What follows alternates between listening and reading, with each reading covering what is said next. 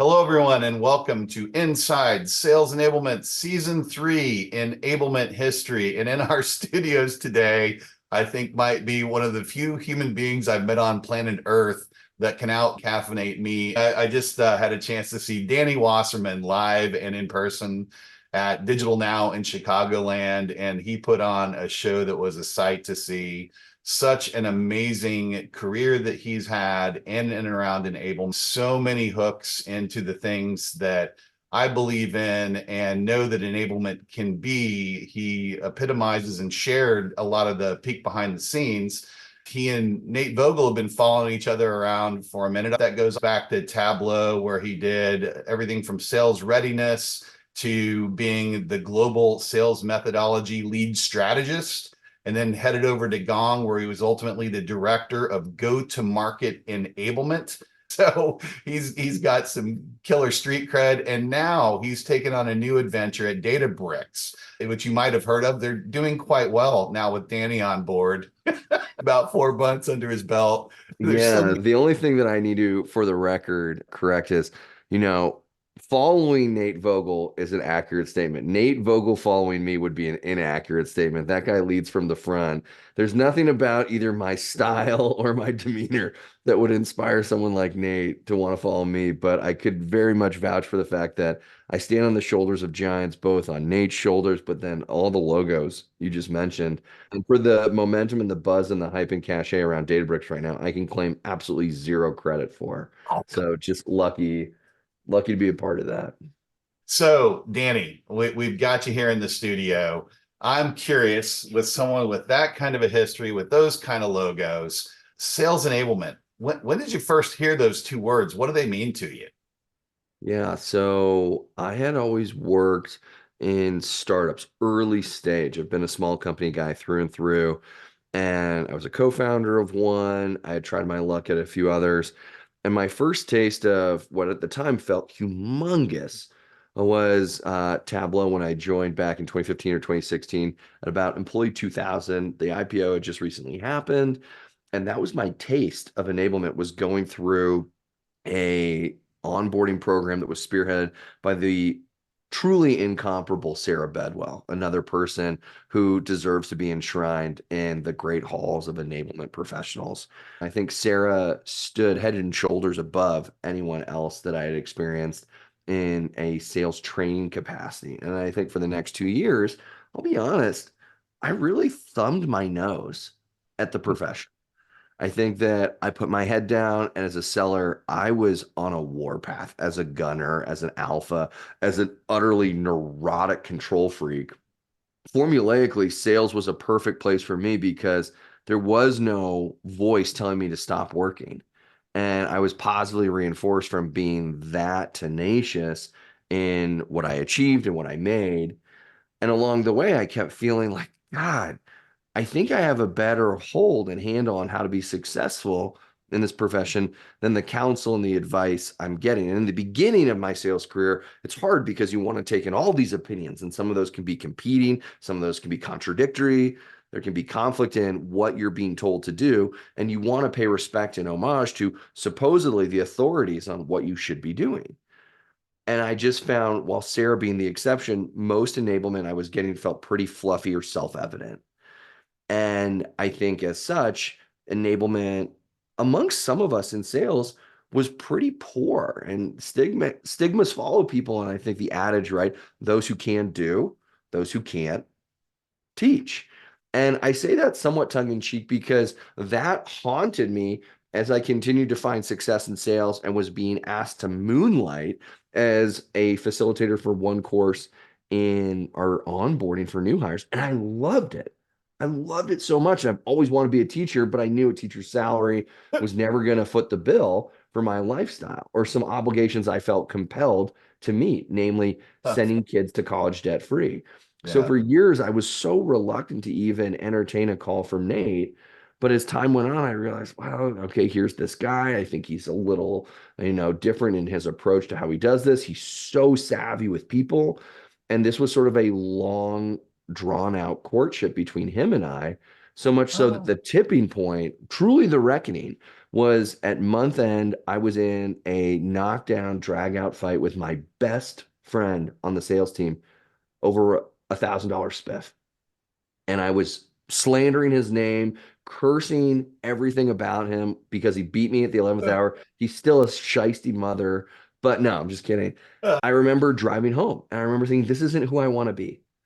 Mm, $1,000 should not get in the way of any relationship, let alone mutate me into this person I don't want to be. mm. And that's really when I think the tables turned and the scales flipped. And I started seriously entertaining this with Nate. And that was what, 8, 10 years ago, 3 companies ago. I do enablement, right? That's such a great story. And look where and how visible you are today. And so speaking of enablement becoming more visible and I'll say getting our act together, the Sales Enablement Society, now Revenue Enablement Society, when or did the Sales Enablement Society come into play for you? I think it's funny that you talk about, oh my God, my dirty little secret is that I'm an enablement. Dude, you couldn't have captured the essence of how I felt about being a former seller who had sort of taken a bite of the forbidden fruit. And people actually cautioned me before I left. They're like, dude, no one's going to take you seriously anymore. You're out of the clubhouse, you're out of the locker room, right? You're just a consultant now. And there were definitely times I felt that. But I think it was because of my experience as a former seller.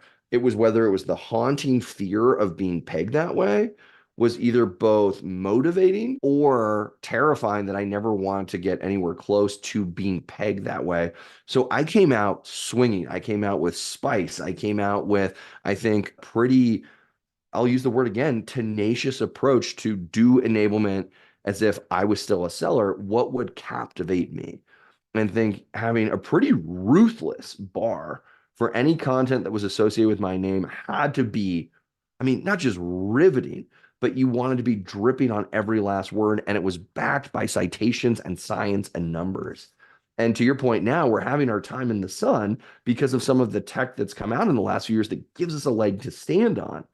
So it wasn't always so hunky dory. I mean, there was some doom and gloom in enablement. And if you didn't have a leader like Nate who had the ear of the king, whether it was the CRO or of leadership, it was a dogfight and uphill battle to garner a shred of mind share or legitimacy. So again, when I say I stand on the shoulders of giants, I was fortunate enough to be within the cocoon of Mother Goose Vogel, and I think now the playing field has been leveled thanks to tools like Gong, or again, I don't want to be like the Gong fanboy. Gong is one of many solutions that give enablement a much more scientific backdrop to fall Mhm. back on the recommendations they're providing.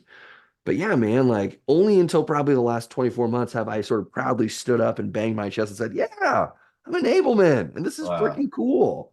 It's like it's a biblical thing, but there's this whole conversion of Saul to Paul. I love how you went from sales enablement sucks to I'm the king of the sales enablement world. And in fact, I loved your presentation, fighting for your cabinet seat. Everything you just said, like that's so perfectly embodied. And it's a story I'm going to be borrowing from shamelessly and giving you all the credit.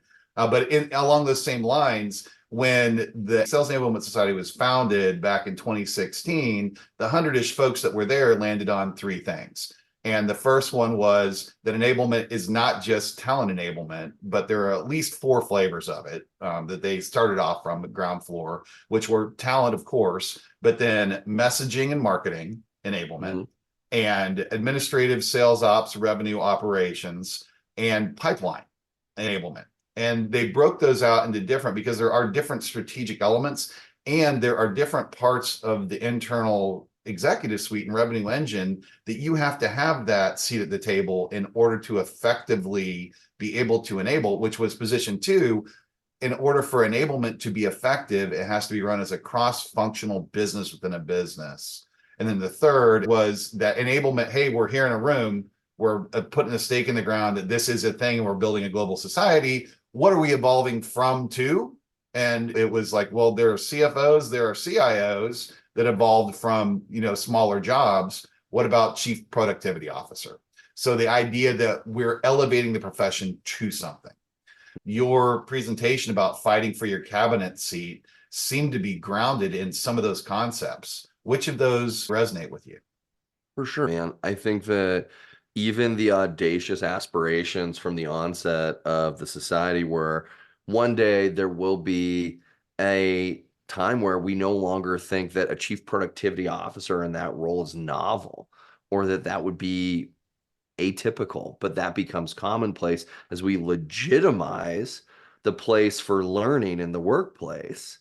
And I think that, as I alluded to, I love to teach. I spent my summers as a camp counselor and then as a guide. So there's been this educational component and bend to my life for as long as I've been working.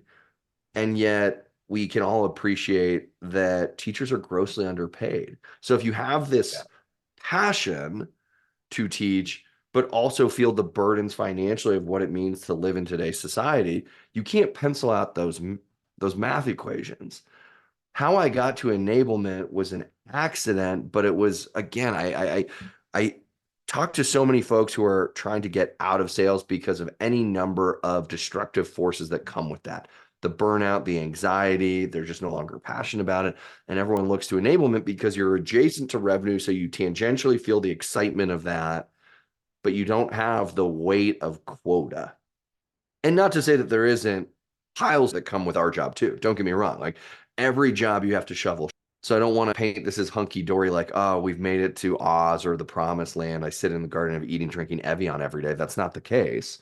But I do believe sometimes people struggle with trusting the process, that if you're passionate about what it is that you are doing, the success and the opportunity and the financial, maybe not leisure, but the depressurization of some of those pressures will alleviate over time, so long as you continue to use your passion as the barometer for how you make decisions. Because you can't inherently turn off that passion or excitement. That will presumably beget success, which will then beget, hopefully, some of that sense of satisfaction. Back to your question about the society sort of inception and its pillars. Yeah, I think you have different personas within enablement that you think, rather than it being a one size fits all, that helps at least shape specialization in the profession that then yields more legitimacy. I think instead of four, I think about it as three. There is a persona within the profession that is a facilitator, someone who is a theatrical thespian, because we've all sat through presentations where it is worse than watching paint dry. And time is money for all of us, but especially in sales. So you really appreciate someone who can breathe not just life, but excitement into what the hell it is they're talking about in a riveting, compelling, captivating story. That skill set will set you apart, even if it's not your own content. How do you, as an actor, actress, bring that to the workplace? Could not have predicted that there would be a time and a place and value for that. The second persona, I would say, I think you alluded to it, was sort of this more administrative or operational role. Enablement, as you get bigger, take on incredibly squirrely rat's nest problems. And are you the type of person that leaves no stone unturned, and the granularity of the minutia that you want to obsess over so that all the trains leave on time and that we're under budget and finishing early? That's a really necessary sort of PM skill set. And the third, I would say, is more of, for anyone who's a Godfather fan, is the Tom Hagen consigliere type. You didn't stay in sales or sales leadership because you had to be front and center, but do you love pulling on strings as a chief of staff strategist? And I think somewhere in that third persona, you blend a little bit of each of those other two. But I have seen people make wildly successful careers out of just being niche in one of those three buckets. So when you were talking about, hey, like enablement can't just be a paint by numbers peanut butter smear, I think those are the types of personas I advise people. What's going to fill your cup? What's going to unlock the best parts of Eric or Danny or Jane Doe? And if any of those speak to you, then trust in the process and follow your passions and enablement.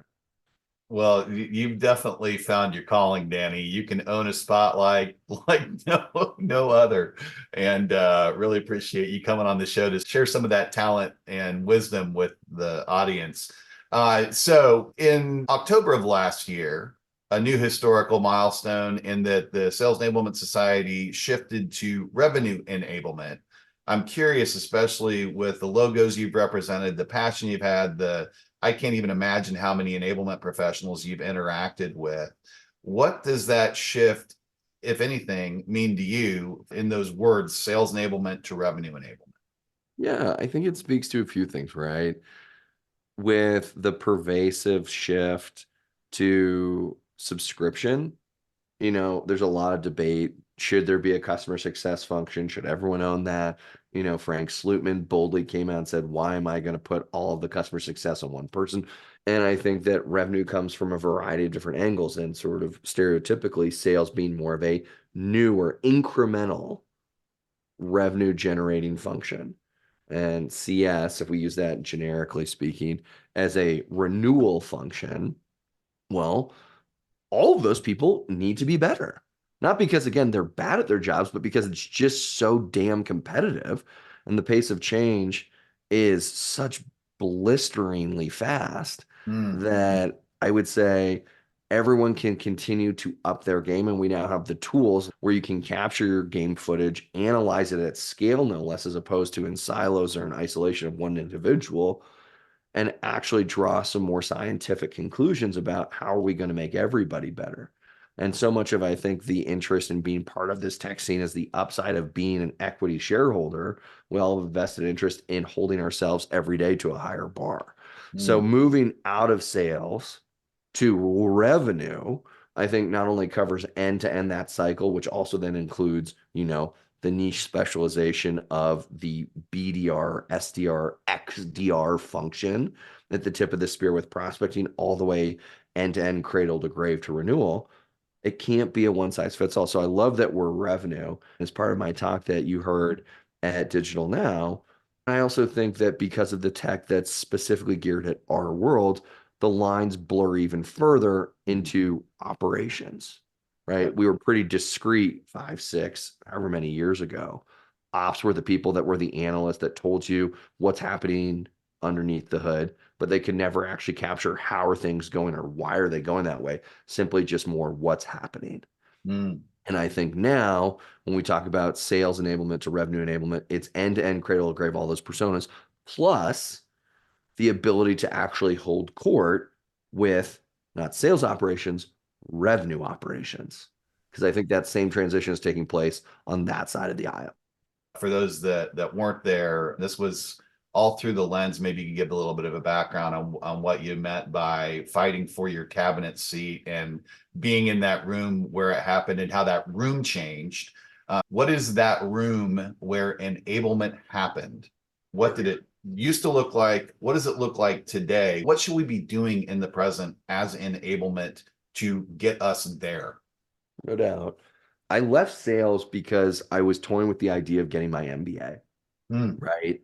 And I thought, what nobility comes with an MBA from a school that prides itself on having prestige? And then I'll be happy and then I'll feel intelligent.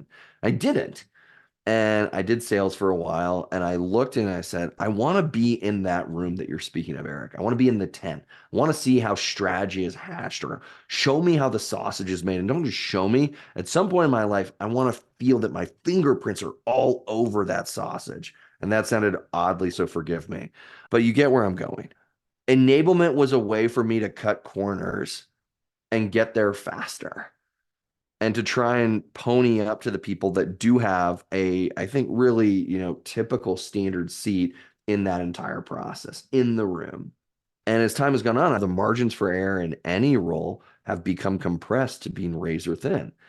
And there's a stat that looks at the average tenure of a CRO in today's day and age is 19 months.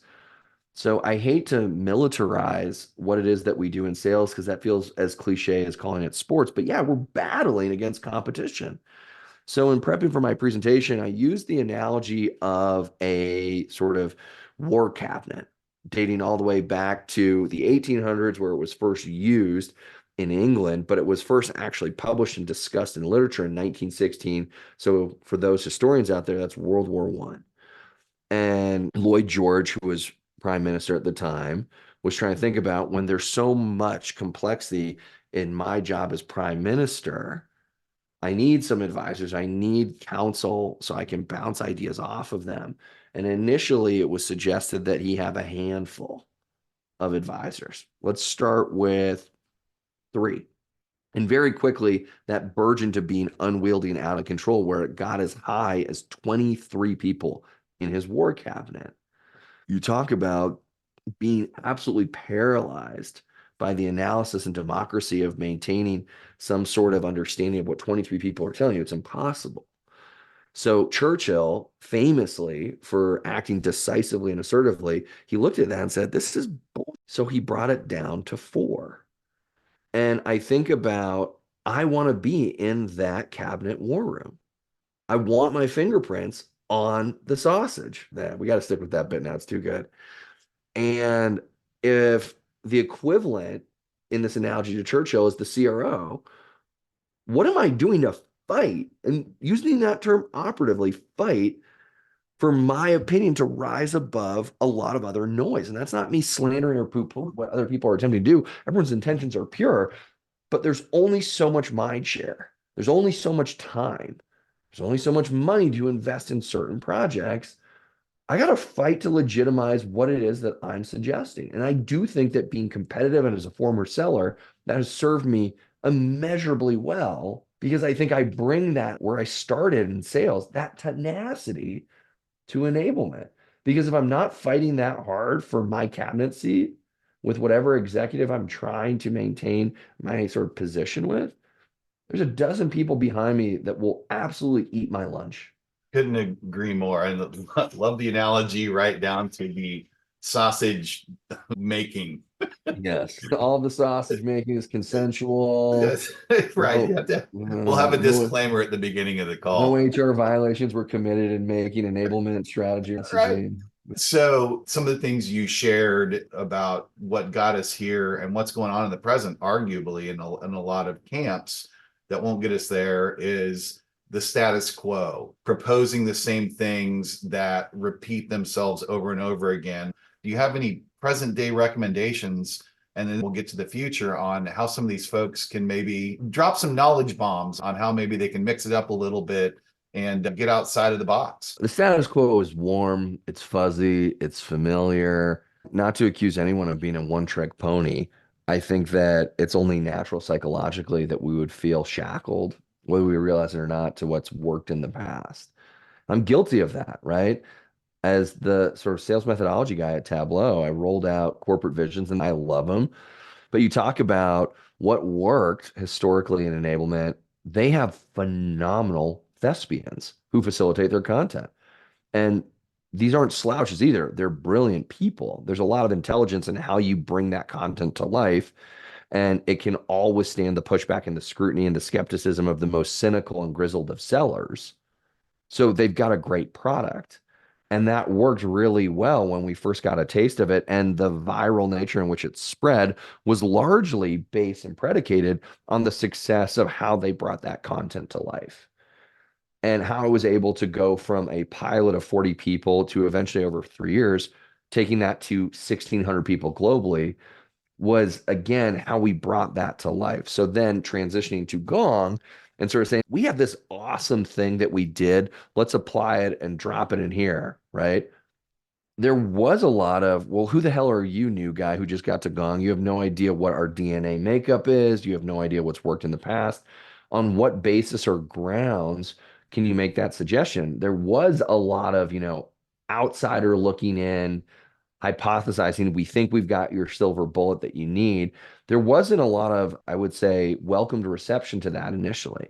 So if I was going to rest on my laurels and just sort of force CVI down Gong's throat, it would not have been a tasty meal. And I think what it took was evolving when I got there to really analyzing their status quo with their own technology to not, I think, not introduce a new theory that their status quo was faltering, but put numbers to it. And then in a guerrilla kind of way, have pockets of people that were pressure testing my hypothesis with CVI's wide change to create a measurable, concrete, distinguishable contrast. which earned me the right to then go and float this in front of the CRO. That it wasn't a he said, she said, hey, just trust me, I've done this before, but it was like, here's the numbers. We have meaningful signals from this pilot of CVI.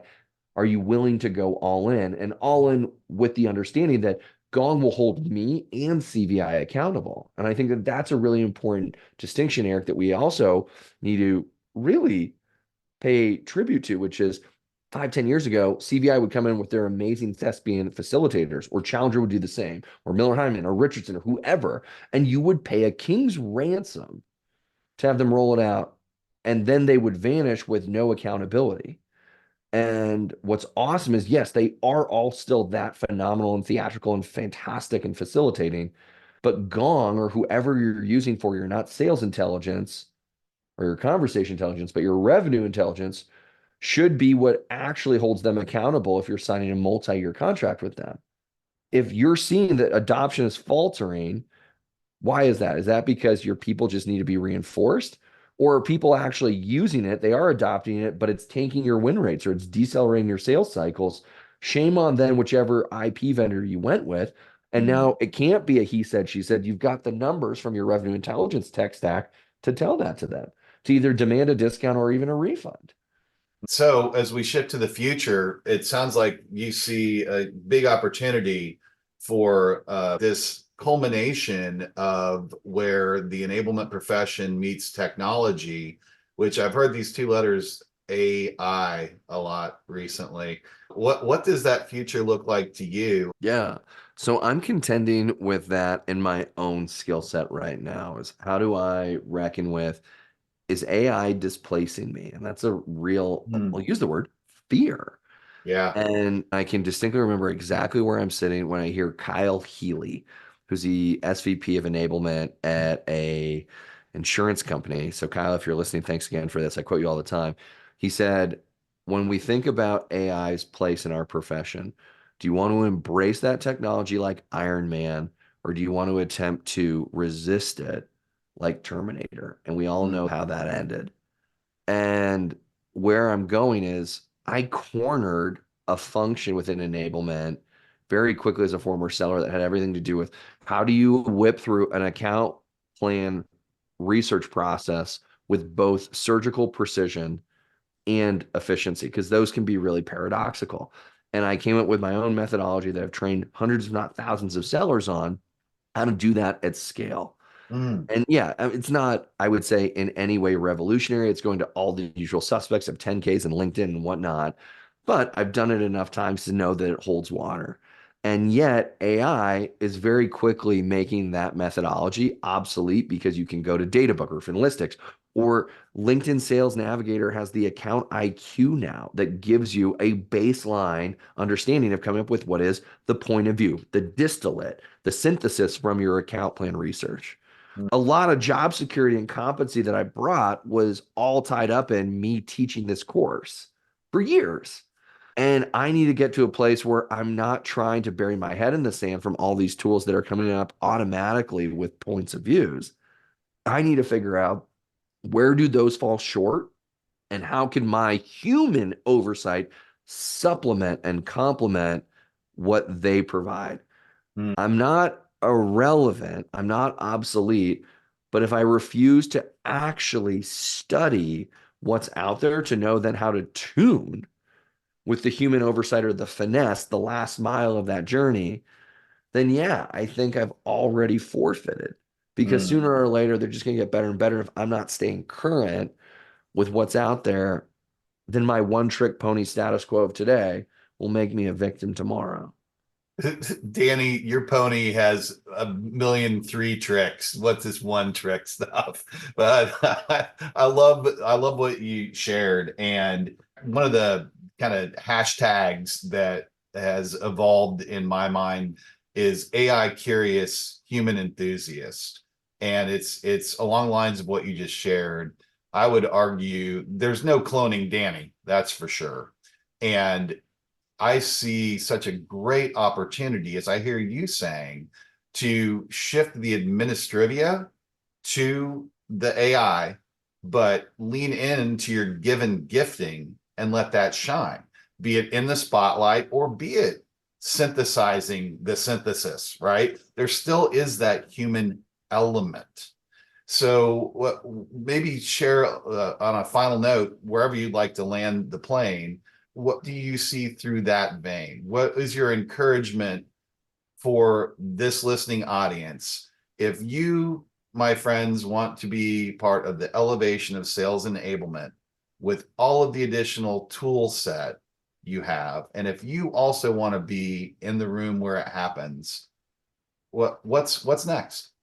Man, oh, it's another episode right there, dude. Well, let's do it. Here's the trailer. Yeah, exactly. I think that where my head goes, sort of, if you want to be in the room and you're excited about where we're elevating collectively as a profession, elevating the notion of enablement, I want to leave people with this idea that whether it's in sales or whether it's in CS or it's in enablement, you cannot trivialize or overstate the importance of the intersection between hospitality and the world of business. And I think this is sort of a perhaps curveball that I'm throwing you, but stick with me here. Yeah. One of the like virtuoso, I would say, guiding voices in my entire career is Danny Meyer. Danny Meyer, if you don't know the name, is ordinarily thought to be the most successful American restaurateur in our country's history. And his first restaurant in New York City was Union Square Cafe in 1987. And he has since gone on to open dozens of restaurants, most of which have, when he first cut his teeth, anchored more into the fine dining space. And if you looked at the top 10 restaurants in New York City each year, you would ordinarily see at least a handful that were within Danny's restaurant group. But what really made him at this point now, billionaire is that he also started Shake Shack. So we all know that as a global brand, but that's not where he started. Why I think about referencing Danny with where this is going is what was so counterintuitive. I like that word a lot because I think that it's those counterintuitive moments in enablement. I can remember counterintuitive lessons or parables that CVI would tell me like, whoa, oh my God, that's so illuminating. Danny looked at how hospitality was run, that generally at that point in time in history, it placed employees at the lowest rung on the ladder for prioritization, and it put investors and then customers and then vendors ahead of them. He said, that's bull. We should prioritize our employees first, and then everything else will follow. That if our employees feel loved and feel valued, then not to, again, quote, trickle down economics, but then sort of this virtuous, enlightened hospitality will unfold. And where I'm trying to land the plane is that in enablement, I do believe that this is a service business. And you could make the argument, but sales and customer success and like ops, it's all service, sure. But genuinely, what enablement provides is service. And I Mhm. think if you feel that passionately, if you feel that authentically and genuinely, the beneficiaries of what it is that you're providing will also sense that. That it's not lip service, it's not insincere, but also you will not allow or tolerate yourself to serve a mediocre product. And I think that there's a lot of mediocrity out there. And you could say, oh man, why would I ever want to join that?